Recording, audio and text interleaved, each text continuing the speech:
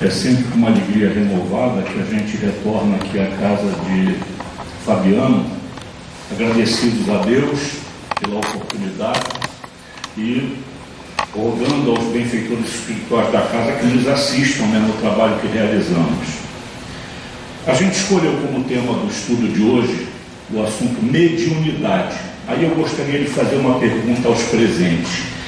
Quem tem mediunidade aqui, levanta o dedo.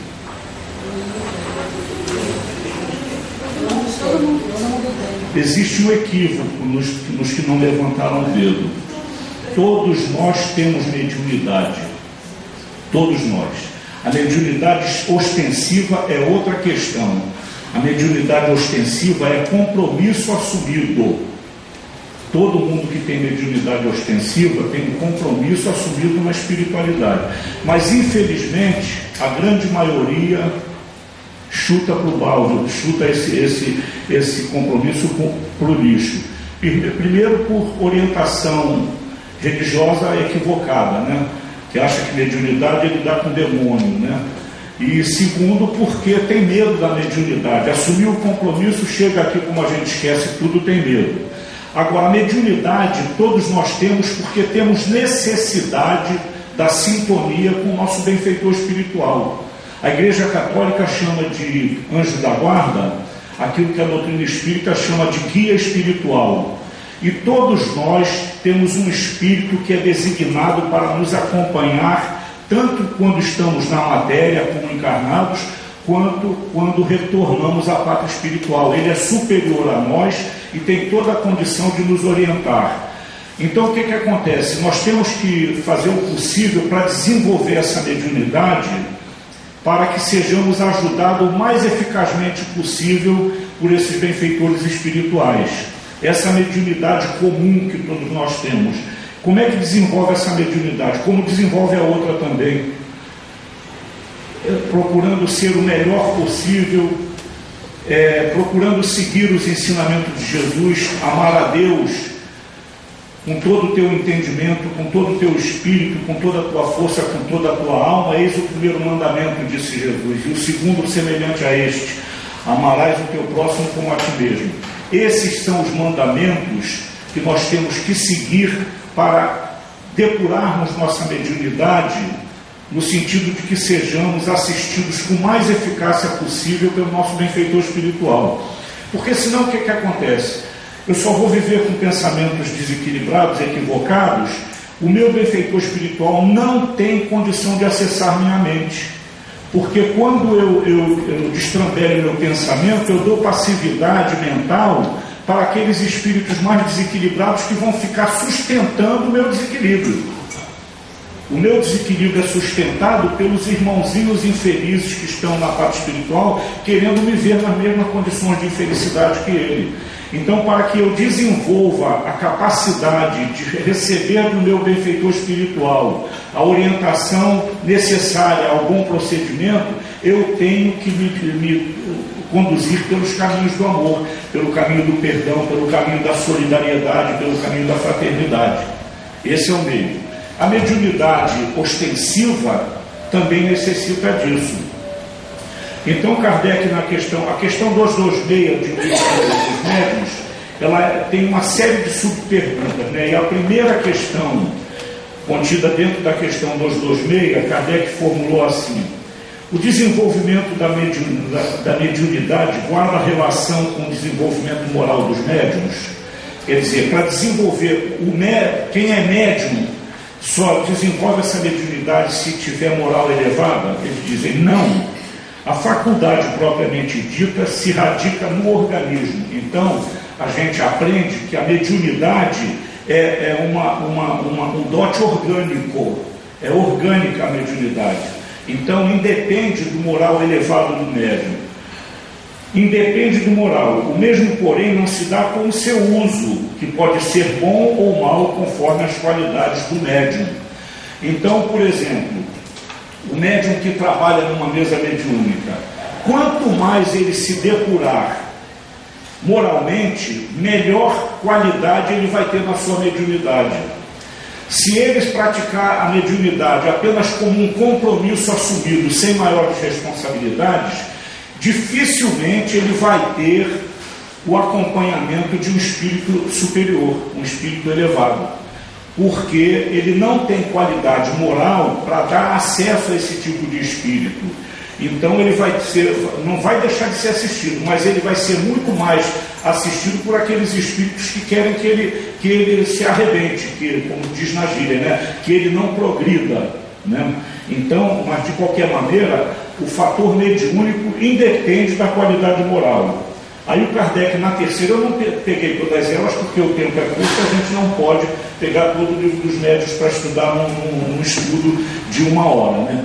Então, na terceira questão da 226, Kardec perguntou: os médiuns que fazem mau uso das suas faculdades, que não se servem delas para o bem, ou que não as aproveitam para se instruírem, sofrerão as consequências desta falta? Se delas fizerem mau uso, serão punidos duplamente, porque têm um meio a mais de se esclarecerem e não o aproveitam. Aquele que vê claro e tropeça é mais censurável do que o cego que cai no fosso. Então a mediunidade é um compromisso assumido que nos proporciona o desenvolvimento, nos proporciona o crescimento. O Chico, por exemplo, o Chico Xavier, que é a referência máxima em termos de mediunidade que nós temos, depois dele eu considero que seja a Dona Ivone Pereira. O Chico, quando ele recebia uma mensagem, a primeira coisa que ele fazia era analisar o que aquela mensagem tinha em relação a ele.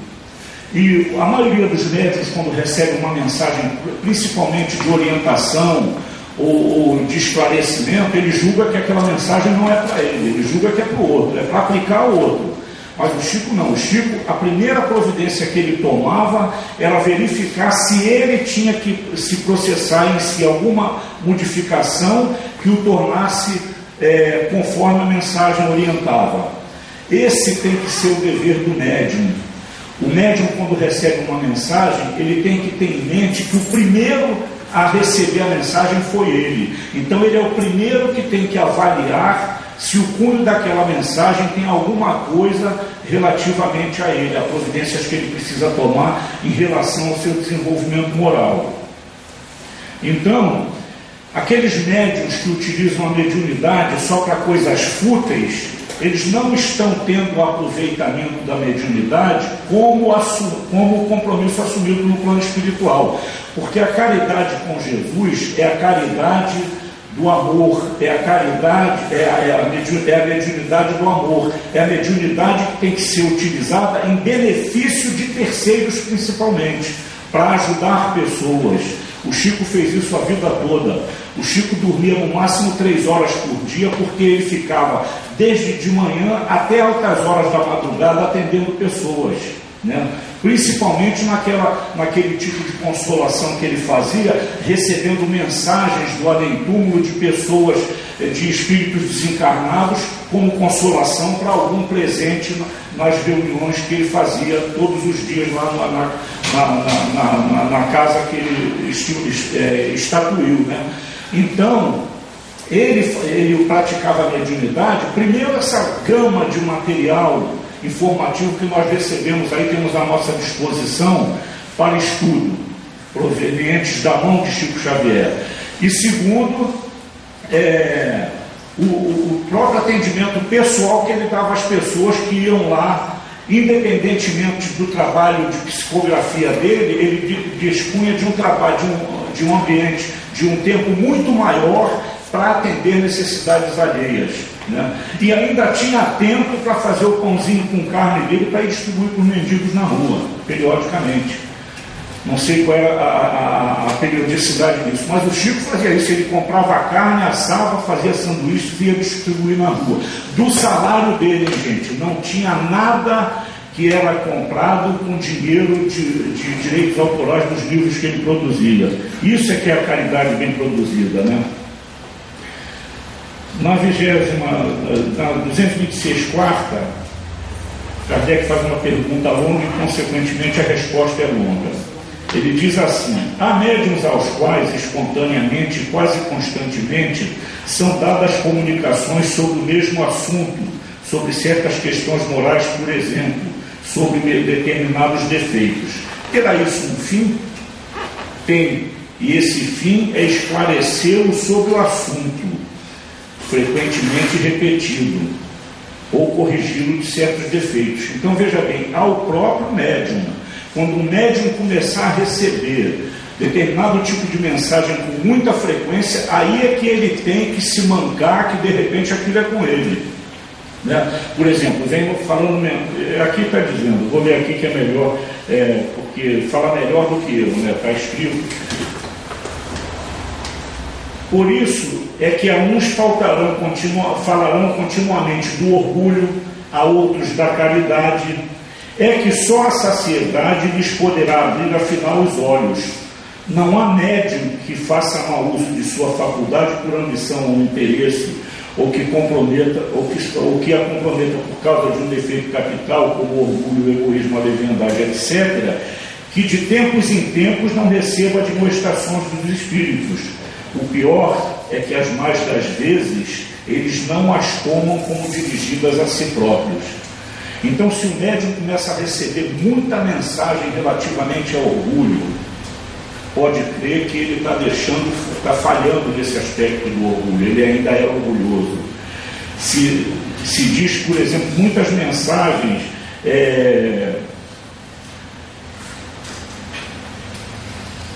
não, eu já mudei de página, porque quero ler uma coisa que eu tinha aqui. Continua, orgulho de caridade, se fala muito de caridade, porque o médium pensa que a caridade principal dele é só trabalhar na mediunidade. Não, a caridade que se faz é inclusive um modo de desenvolver, de ampliar, de otimizar a qualidade da mediunidade. É através do trabalho no bem, o contato com o irmão sofrido, que eu vou desenvolver minha capacidade de amar. Eu desenvolvendo minha capacidade de amar, eu estou otimizando a minha capacidade mediúnica, me tornando apto a ter comunicação de espíritos cada vez mais elevados por meu intermédio. Se eu não fizer um trabalho paralelo, o médium que trabalha numa mesa mediúnica e que não cumpre nenhuma tarefa de atendimento social da casa, que não se preocupa em fazer nada, absolutamente nada, ele tem poucas possibilidades mediúnicas e tem dificuldade de desenvolver essa mediunidade para melhor. Porque o trabalho é constante, a mediunidade necessita de trabalho e principalmente de estudo.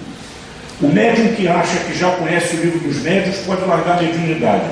Livro dos médiuns para médium e o livro Desobsessão de André Luiz, entre muitos outros, né? Tem uma infinidade de livros sobre... Eu trouxe um aqui que eu vou indicar para os senhores depois, que é bastante interessante esse livro.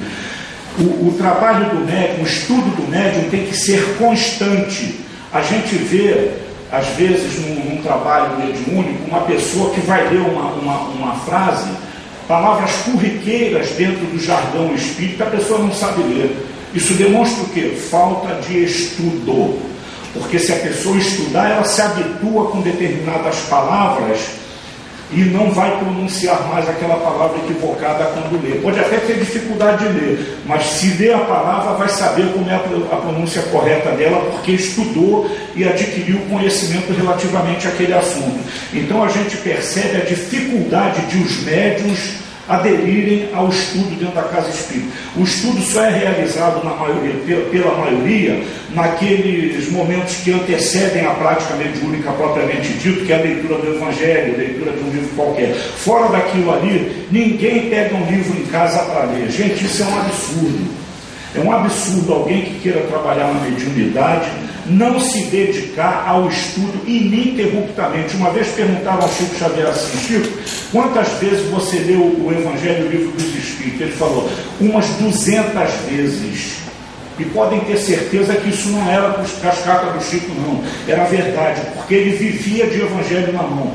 Gente, a cada momento que se lê novamente uma passagem, a gente atinge um novo nível de interpretação, porque nós já enriquecemos nosso cabedal intelectual com outras informações e adquirimos mais capacidade interpretativa a cada nova leitura. É assim que se processa. E, consequentemente, o médium que estuda é mais bem aquinhoado em suas possibilidades mediúnicas do que aquele outro que que malbarata o estudo, né? Aí tem a 226, a oitava questão da 226. Será absolutamente impossível se obtenham boas comunicações por um médium imperfeito?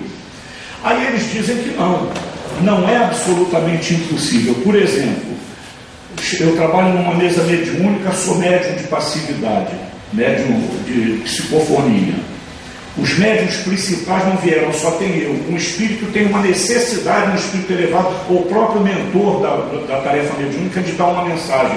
Vai dar pelo casca-grossa aqui mesmo, é o único médium que tem presente. Agora, não espera, aí eu vou ficar todo feliz. Poxa, recebi uma mensagem do fulano de tal, que é o mentor espiritual da nossa mesa mediúnica. Mas vai ser a única.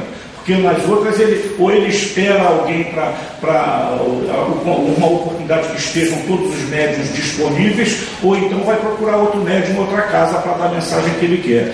Não é impossível, mas é muito pouco provável que um médium com pouco desenvolvimento, principalmente moral e de estudo, receba mensagens de elevação considerável. Porque é importante frisar que qualquer mensagem ela tem que ter a possibilidade intelectual do médium para ser produzida.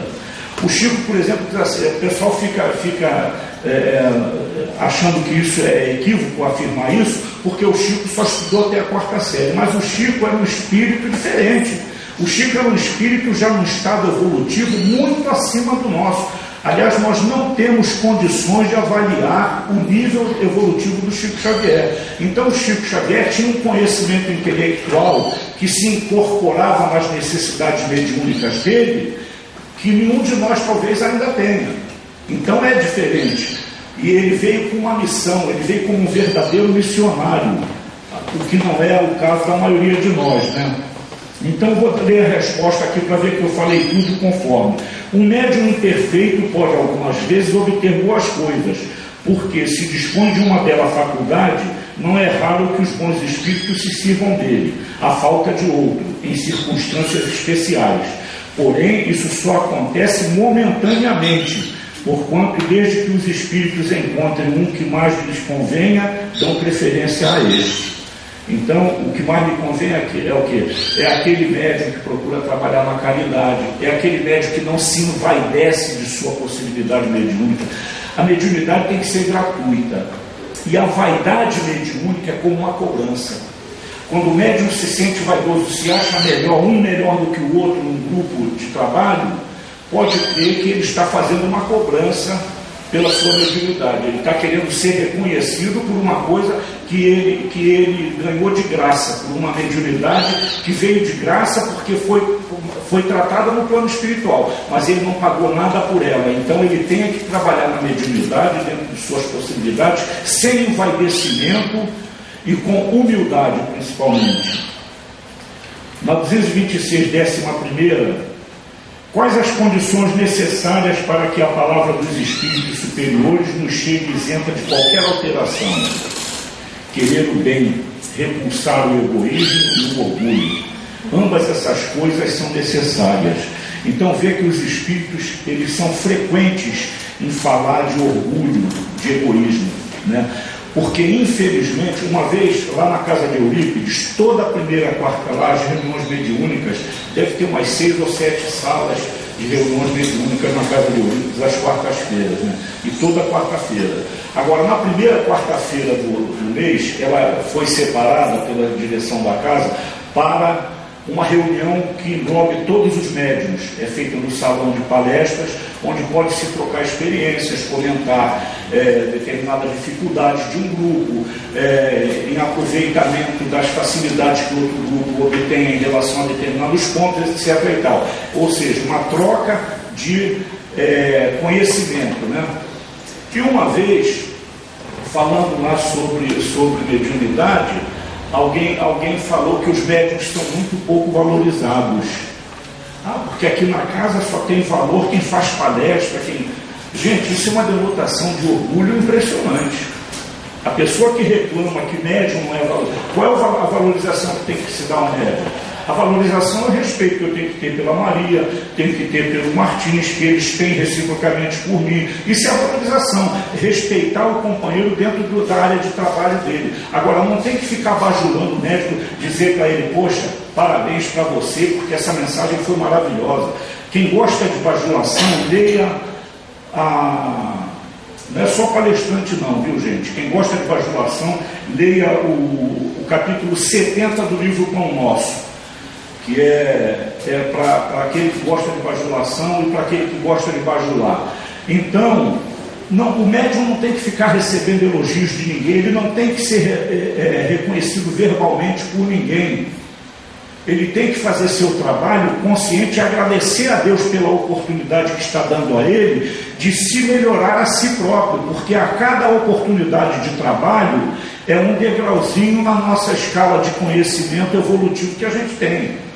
Então, o médium que necessita de receber elogios, ele ainda está muito aquém do verdadeiro médium.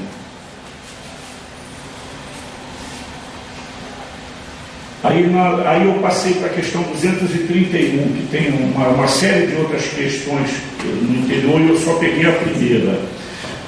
O meio que se acha ao médium exerce alguma influência nas manifestações? Agora está começando amanhã.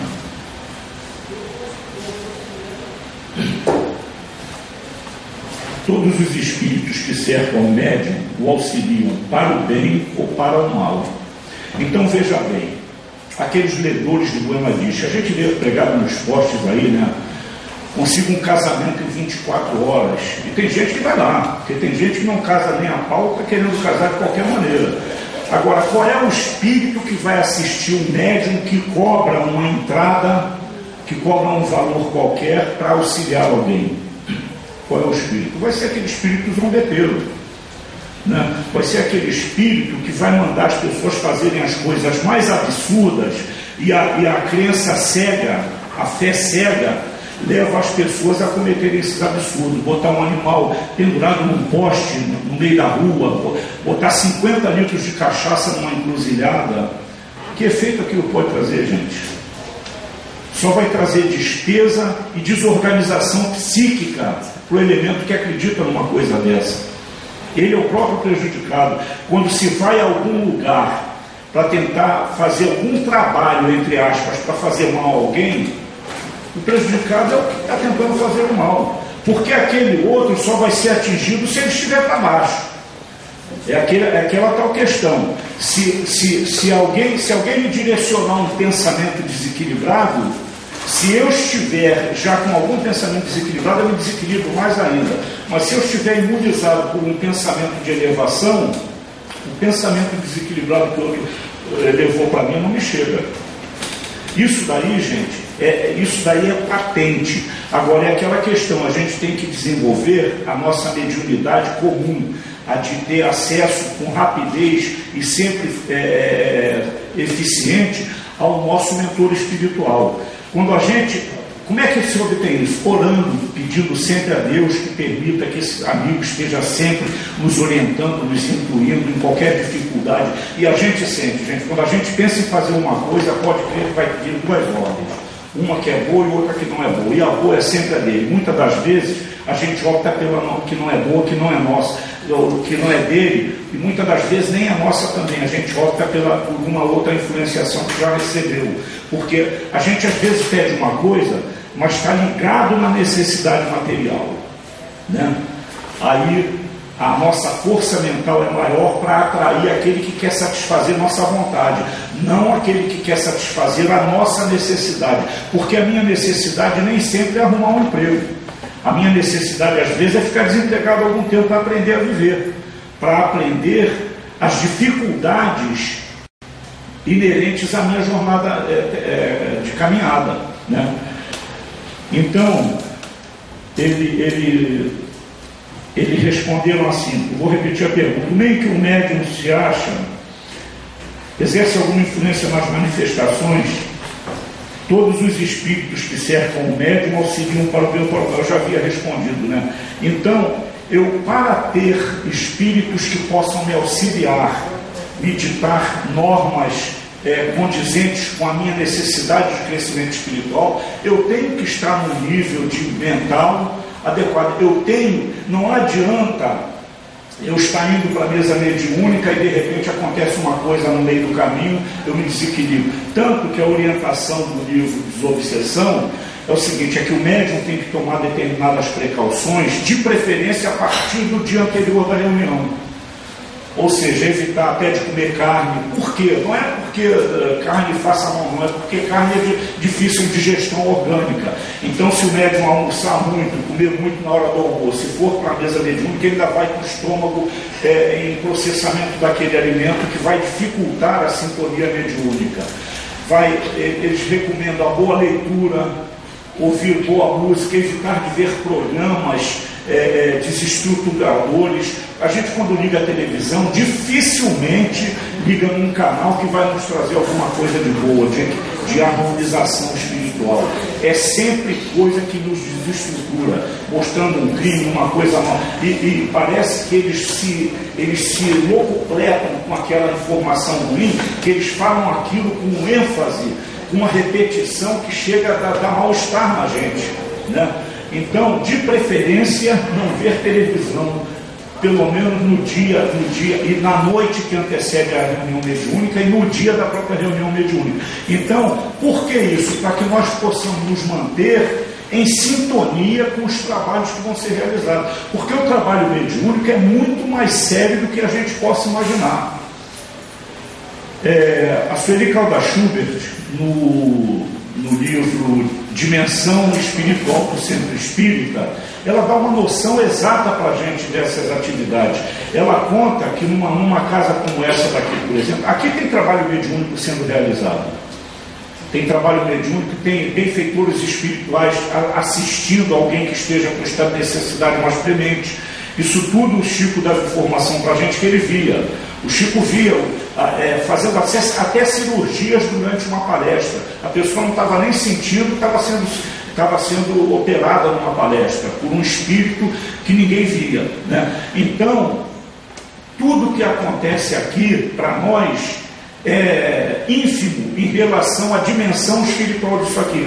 A Sueli Caldas Schubert diz que a espiritualidade mostrou para ela como se fosse um anfiteatro cercado de arquibancadas, fica assim de espíritos, fica assim de desencarnados.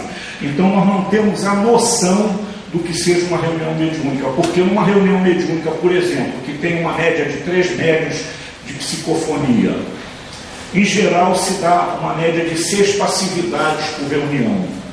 Acontece que os espíritos ali presentes, presos à mesma problemática daqueles que foram atendidos, é uma quantidade que nós não podemos calcular. E todos eles são atendidos, como se diz na gíria, por tabela. Porque se resolver o problema de um que tem o mesmo problema meu e eu assisti àquela resolução, eu também tomo para mim aquela resolução, né? Então é assim.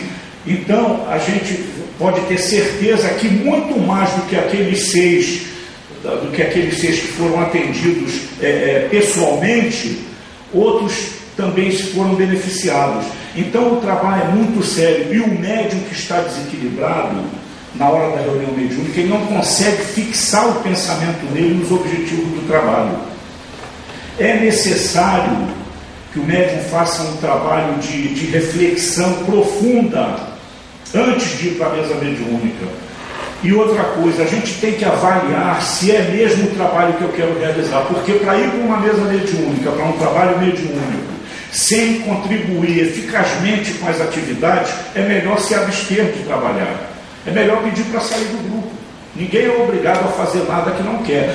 Fazer bem feito, né? Tem que fazer bem feito. Aí eu tirei de algum lugar e misturei algumas coisas com o meu entendimento aqui no que eu vou ler aqui. Na mediunidade com Jesus, o dai de graça, o que de graça recebestes, tem um significado muito mais amplo do que se imagina, já que qualquer falha que se comete está se falhando diretamente com Jesus. Se a mediunidade é com Jesus, quando eu cometo uma falha, na verdade, eu estou falhando com Jesus. A minha falha é com Jesus, é com a espiritualidade maior. Pode não ser Jesus pessoalmente, mas aqueles representantes dele que estão ali no trabalho, eles sentem que o trabalho foi prejudicado pela minha inépcia, pela minha falha, pelo meu comportamento inadequado e indevido. O médium só tem justificativa de faltar ao compromisso mediúnico diante de imprevistos satisfatoriamente justificáveis, além de jamais se envaidecer de suas possibilidades mediúnicas, já que ela lhe pode ser tirada, já que elas lhe podem ser retiradas a qualquer momento. Então, a faculdade mediúnica, evidentemente que a maioria das pessoas que chegam na mediunidade, a grande maioria, chega por problemas mediúnicos e com aquela tal como Gilberto gosta de falar, a mediunidade destrambelhada, né? A pessoa começa a sentir uma porção de problemas, começa a ter um monte de sintomas que não identifica as razões e quando vai ver a mediunidade. Agora, tem o seguinte também, não significa que todas as ocorrências mediúnicas por mediunidade estrambelhada seja porque o médium, aquela pessoa necessita trabalhar em mediunidade.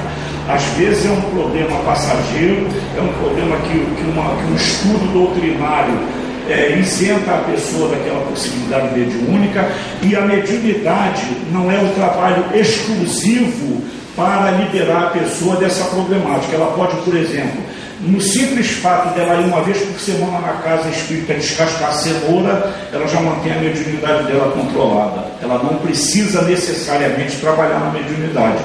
O importante é o seguinte, é que mesmo que a pessoa não queira trabalhar na mediunidade, não deixe, porque tem gente que tem medo de mediunidade, tem gente que tem medo. Um dia eu vi um palestrante falando, ele tem um medo danado de ver espírito, e ele é doutrinador, esclarecedor de reunião mediúnica, mas ele pede a Deus para não ver espírito, porque ele tem medo, ele não sabe como ele vai se comportar.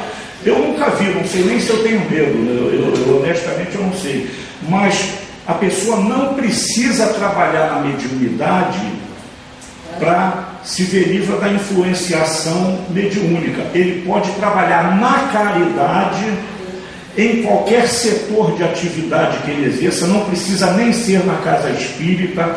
Por exemplo, uma pessoa que se disponha a ir fazer uma visita uma vez por mês a um presídio, a um sanatório, a um asilo, fazer caridade, principalmente se puder ir nesses lugares e dar uma contribuição com as próprias mãos de alguma maneira, ela vai se manter equilibrada, porque a mediunidade vai ser satisfeita na necessidade que ela está cumprindo de fazer o bem.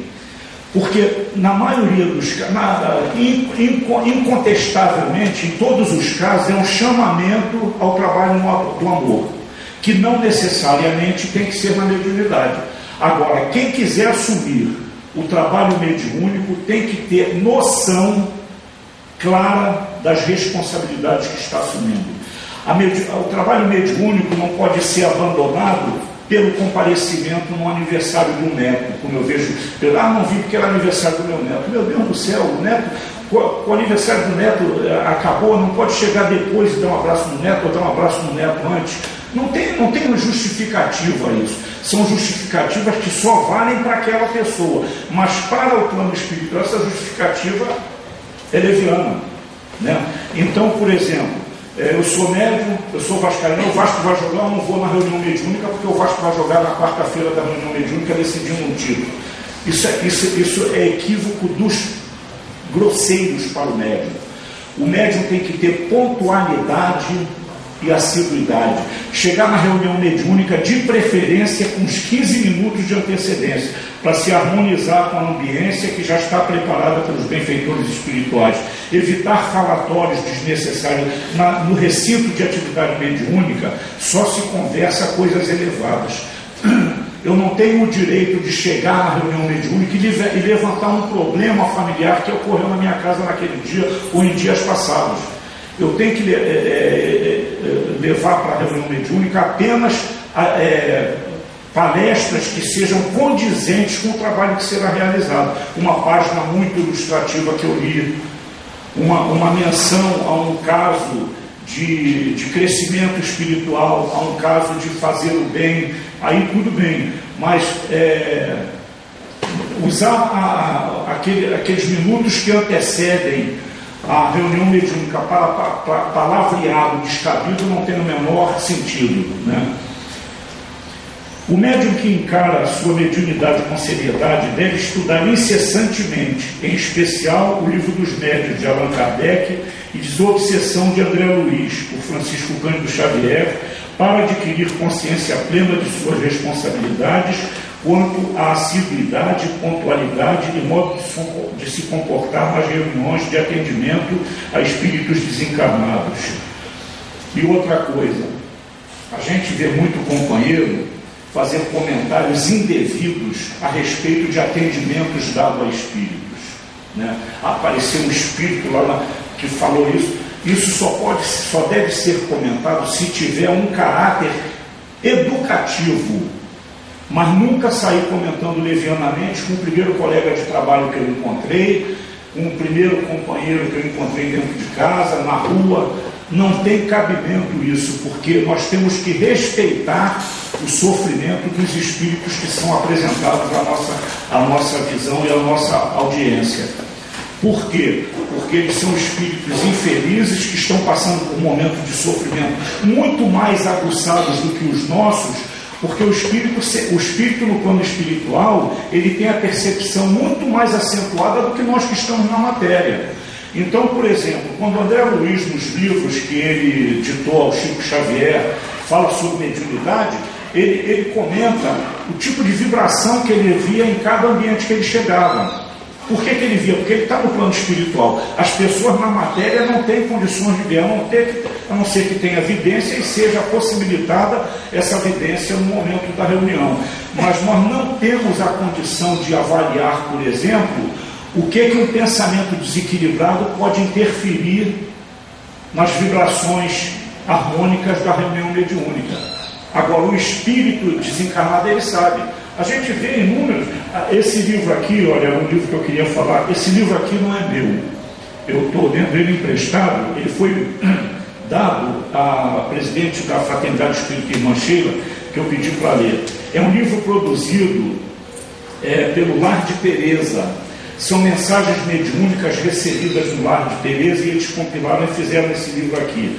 Aos médiuns com carinho. Aqui tem mensagens de 3 espíritos principais. Um chamado Aurélio, uma Ivone, que é com 2 N's, eu suponho até que possa ser Dona Ivone Pereira, e uma Icleia, além de outros. Mas quem mais dá mensagens é o Aurélio e a Ivone. Agora, são mensagens maravilhosas. Eu nunca vi um livro com mensagens. São mensagens produzidas na mesa mediúnica, no benfeitor espiritual da mesa. Não tem nenhum espírito nominado aqui, nenhum outro espírito nominado aqui como organizador disso. Eles foram recebendo, foram guardando para fazer o livro. Agora, é muito interessante. Eu não sei se tem livrarias por aí. Aos médiuns com carinho, eu recomendo a leitura, porque é um livro gostoso de ler, nos dá uma noção completíssima. Conhece? Mas é mesmo que você falou aí, Icleia, né? Esse daqui, a editora é do próprio Lar de Teresa, Lar de Teresa, que é a editora, que é LT, uma casa, né? LT. Então é um livro maravilhoso. Mesmo quem não trabalha com mediunidade, para ter uma noção do que seja as atividades mediúnicas, é muito interessante esse livro, porque ele dá orientação especificamente aos médiuns. E essa orientação serve para nós também, para nós que não temos mediunidade. Eu não tenho mediunidade aflorada, mas eu tenho uma sintonia fantástica com o meu mentor espiritual, com o meu guia espiritual. Quando eu peço ajuda dele, ela vem quase que instantaneamente. É uma coisa impressionante. Agora, eu aprendi isso através do estudo da doutrina e acreditando que é assim que funciona. Se eu não acreditar que eu tenho um mentor espiritual me auxiliando sempre que eu preciso, não adianta nem eu pedir, porque eu não venho. Eu vou impedir, através do meu pensamento de negação, a presença dele na minha mente. Ele só vem através da minha mente. Eu não escuto uma voz. É como se eu tivesse 2 pensamentos. Sempre que ocorre uma necessidade qualquer que eu peço, aí vem aquele pensamento contrário, e eu já sei que não era o primeiro meu, dele que está me orientando, né? Então, isso é treinamento, é sintonia, e todos nós temos essa capacidade. Então, a coisa que tem mais para ficar aqui conosco é a responsabilidade da mediunidade, para aqueles que trabalham com mediunidade ostensiva. É um trabalho que nós assumimos porque assumimos um compromisso anterior na espiritualidade e pedimos aquela mediunidade. Nós pedimos certamente a mediunidade para trabalhar no bem, para trabalhar em benefício de pessoas necessitadas. E se nós não fazemos isso, nós vamos voltar para a pátria espiritual em débito. A literatura espírita é muito rica em narração de retorno à pátria espiritual de espíritos que trabalharam na mediunidade e fracassaram. É tão complicado esse negócio que Eurípides Bassanufo fundou um hospital no plano espiritual só para amparo de médiuns desencarnados. Porque a grande maioria dos médiuns, quando retornam à pátria espiritual, descobrem que malbaratou o uso da mediunidade, se não totalmente, pelo menos parcialmente. Ou seja, se ele podia atingir uma escala de 1 a 100, ele foi a 60, 70 no máximo e ficou aquém os 30% que faltava. Então, é uma responsabilidade muito séria e, infelizmente, o que a gente mais vê na casa espírita são pessoas se entusiasmarem com a mediunidade. A hora que começa o trabalho, que vê que tem que ter aquela responsabilidade de assiduidade e pontualidade, a pessoa começa a correr para trás, a recuar e acaba abandonando. Quem é o maior prejudicado? É a pessoa, porque não está desenvolvendo, não está cumprindo a programação que ela mesma fez ou pediu para fazer para ela na parte espiritual. Então vai chegar na parte espiritual cheia de dívidas e querendo organizar uma jornada terrena com muita dificuldade para poder resgatar, recuperar o tempo perdido. O tempo não volta mais. A gente é que tem que voltar para um tempo novo, porque o tempo que nós perdemos não volta nunca mais. O prejuízo está consubstanciado. Nós é que temos que correr atrás desse prejuízo, voltando com uma nova reencarnação e muitas das vezes cheia de dificuldades, porque facilidades só nos levam para o caminho torto, só nos levam para a porta larga. E a porta do crescimento realmente, como diz a doutrina espírita, é estreita. Meus amigos, muita paz, muito obrigado, que Jesus nos abençoe a todos.